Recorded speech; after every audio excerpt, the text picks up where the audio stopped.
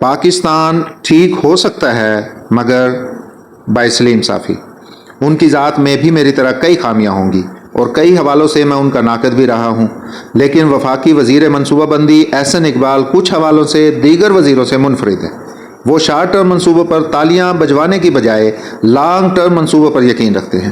پہلی مرتبہ حکومت میں وزیر بنے تو ویژن 2010 کا منصوبہ بنایا جسے مشرف نے خاک میں ملا دیا۔ دوسری مرتبہ اقتدار میں آئے تو ویژن 2025 کا منصوبہ بنایا جسے باجوہ نے عمران خان کو مسلط کر کے دریا برد کر دیا۔ اب کی بار انہیں زیادہ موقع نہیں ملا، لیکن کچھ مدات میں منصوبہ بندی کے ساتھ سی پیک کو دوبارہ فعال بنانے میں کامیاب ہوئے۔ وہ مغرب سے اعلیٰ تعلیم حاصل کر چکے ہیں اور چین کو قریب سے دیکھ چکے ہیں، اس لیے پڑھے لکھے لوگوں کی قدر کرتے ہیں، اور شاید واحد وزیر ہیں جنہوں نے اپنی وزارت میں عدنان رفیق کی قیادت میں اعلیٰ تعلیم یافتہ لوگوں کا ایک گروپ بنا دیا ہے جو پاکستان کے مستقبل کے بارے میں سوچتے ہیں۔ پاکستان گورننس فورم، جس کے روح رواں ڈاکٹر عدنان رفیق ہیں، اس فورم کے زیر اہتمام احسن اقبال صاحب کی وزارت نے ایک کانفرنس کا اہتمام کیا جس میں انہوں نے دنیا بھر سے اور پاکستان کے اندر سے مختلف موضوعات کے ماہرین کو جمع کیا تھا،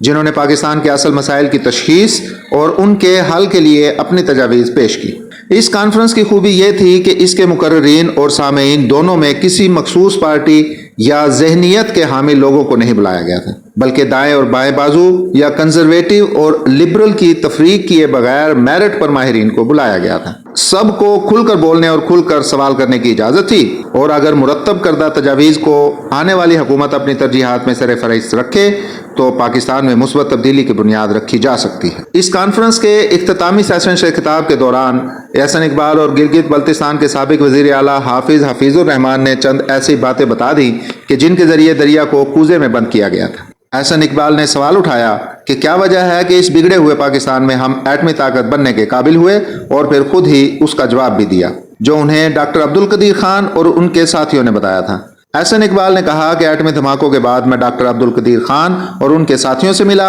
اور ان کے سامنے یہ سوال رکھا کہ پاکستان جیسے ملک میں انہوں نے یہ کارنامہ کیسے سر کیا، تو اس کے جواب میں انہوں نے کہا کہ ڈاکٹر قدیر اور ان کے ساتھیوں نے جواب دیا کہ 5 وجوہات کی بنا پر ہماری آرگنائزیشن پاکستان کی باقی آرگنائزیشن سے مختلف تھی اور اس لیے ہم یہ مارکہ سر کرنے میں کامیاب ہوئے۔ پہلا یہ کہ مجھ ڈاکٹر قدیر سے لے کر کلاس 4 ملازم تک جتنے بھی لوگ ایٹمی پروگرام سے منسلک رہے، انہوں نے اپنے کام کو مزدوری نہیں بلکہ مشن سمجھ کر کام کیا۔ دوسرا یہ کہ ہمارے ادارے میں کسی سیکشن کے چیئرمین کی مدت ملازمت 6 سال سے کم نہیں تھی، اور یہ کام نہیں تھا کہ آج ایک صاحب کو کسی سیکشن کا سربراہ بنا دیا اور کل دوسرے کو۔ تیسرا یہ کہ ہم نے ہر سطح پر میرٹ کو یقینی بنا کے رکھا اور کسی قسم کی سفارش یا اقربا پروری نہ چلنے دی۔ چوتھا یہ کہ ہم نے مشینوں کی بجائے انسانوں کو اہمیت دی، ہم نے اچھا ہیومن ریسورس جمع کیا، ان کو کام کے اچھے مواقع دیے، اور پھر وہی انسان مشینیں بناتے اور تلاش کرتے رہے۔ جبکہ 5ویں چیز یہ تھی کہ مشن سونپ کر ریاست اور حکومتوں نے ہم پر اعتماد کیا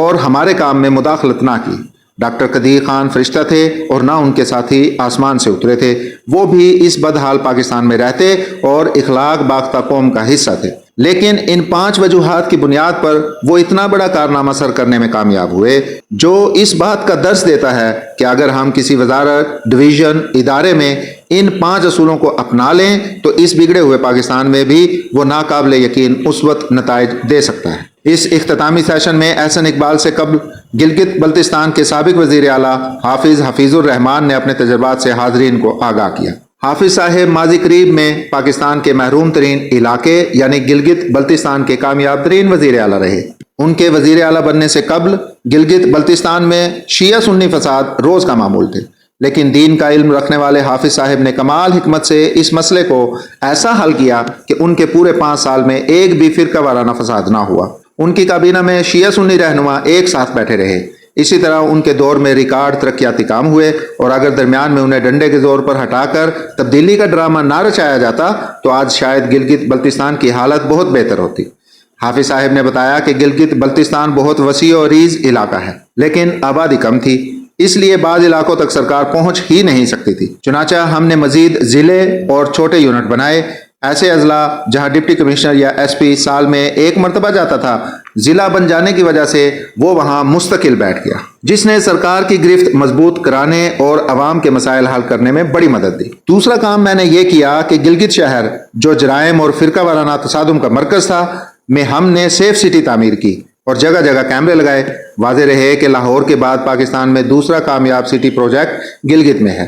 جس کی وجہ سے امن و امان میں خلل ڈالنے والوں کی گرفت میں آسانی ہوئی اور جرائم نہ ہونے کے برابر رہ گئے۔ تیسرا کام میں نے یہ کیا کہ یونین کونسل کی سطح پر معاملات اور مسائل نمٹانے کا میکانزم بنایا۔ چوتھا کام مسجد اور مدرسے پر خاص توجہ دی، جبکہ پانچواں کام یہ کیا کہ یہ رولز بنائے کہ ہر محکمے کا سیکرٹری 3 سال کے لیے لگے گا۔ 3 سال سے قبل اس کو بلا وجہ نہیں ہٹایا جائے گا اور ہر سیکرٹری کی کارکردگی کا ہر چند ماہ بعد جائزہ لیا جائے گا۔